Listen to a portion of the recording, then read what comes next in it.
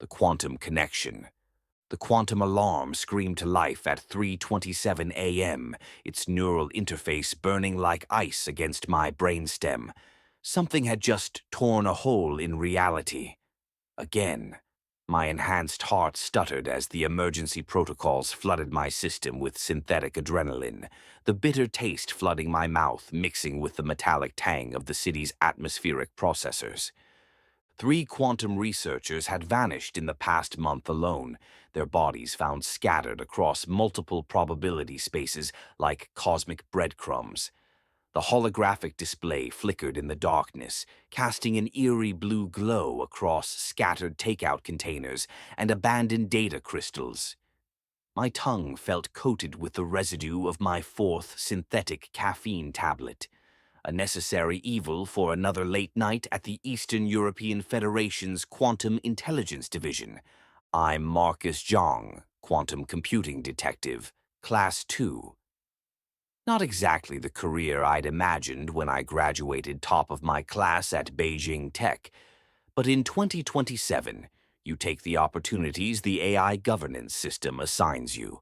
The neural implant at the base of my skull tingled, that familiar copper penny taste flooding my mouth that meant an incoming alert. Detective Zhang, The AI's voice resonated through my skull.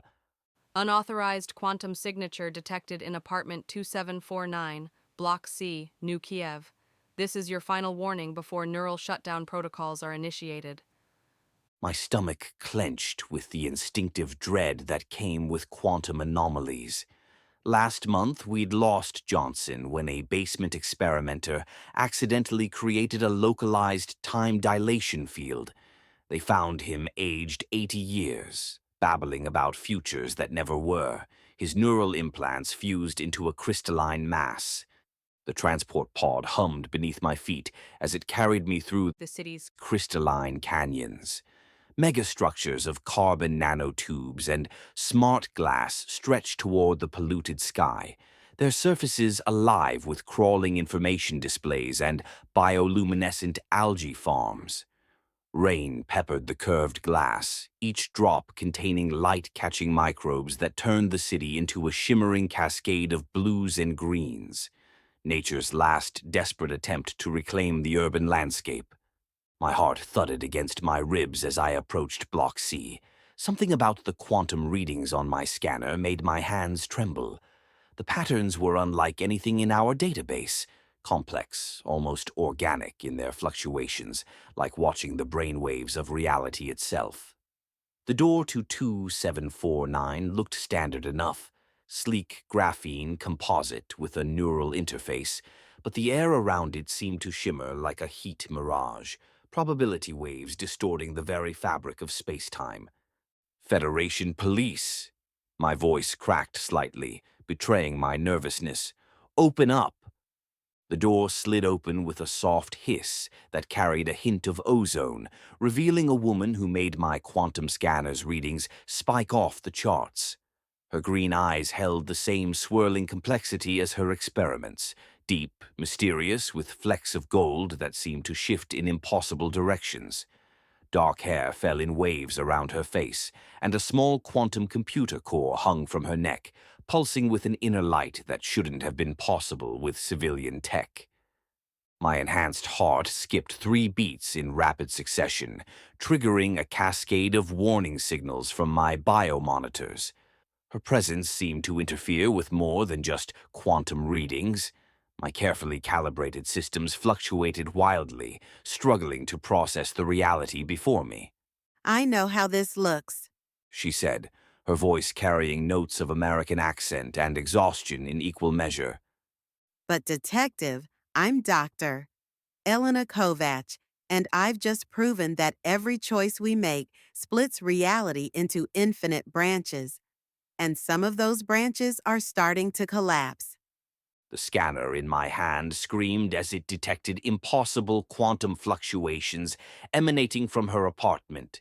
Behind her, I could see a makeshift laboratory that would have made our division's tech experts weep, holographic equations floating like luminous butterflies, their mathematical beauty making my enhanced brain ache with the weight of understanding. Do you know how many regulations you're breaking? I managed to ask, fighting against the vertigo induced by the quantum instabilities. This is way beyond Class 1 felony territory. The AI governance system has already threatened neural shutdown. She stepped closer, and the scent of ozone mixed with something organic. Lavender, maybe, or some flower that still existed somewhere outside the biodomes. What if I told you I found a way to see them? All the lives we could have lived, all the choices we never made. And what if I told you that something is systematically destroying those possibilities? Her hand touched my arm, and the quantum readings exploded. It felt like every nerve ending in my body was suddenly aware of every possible version of this moment across infinite timelines. The air itself seemed to crystallize, fractal patterns forming in reality as multiple versions of the present overlapped. In one, Elena wore the uniform of a Federation quantum research director, her face lined with the weight of terrible knowledge. In another, she stood with a Nobel Prize, her acceptance speech a warning about the collapse of probability itself. In a third, we were already together, working desperately to prevent the cascade failure of the multiverse. The quantum entanglement effect shouldn't be possible at macro scale, I whispered, professional training warring with wonder. The decoherence would... Should I show you how I solved that? Her eyes sparkled with an intelligence that made my enhanced mind feel slow and organic. Or should I show you something better? Something worse? The truth about why those researchers are disappearing? She led me to her quantum visualization array, improvised from parts that shouldn't work together but somehow sang in quantum harmony. The next few hours dissolved into a crash course in theoretical physics that pushed the limits of my neural enhancements. Elena explained how she discovered a way to stabilize quantum superposition in organic matter, allowing controlled glimpses into parallel timelines, and how those timelines were systematically vanishing. The Federation's AI would never approve this research through official channels. She explained, fingers dancing through holographic data streams. Too many variables, too much potential for chaos. But I couldn't stop. Don't you see? Something or someone is collapsing probability itself, erasing entire branches of reality. Those missing researchers, they found out the truth. As if in response, another quantum surge rippled through the room. This time I saw myself as I might have been, a quantum physicist working alongside Elena, both of us racing against time to prevent the destruction of infinite possibilities.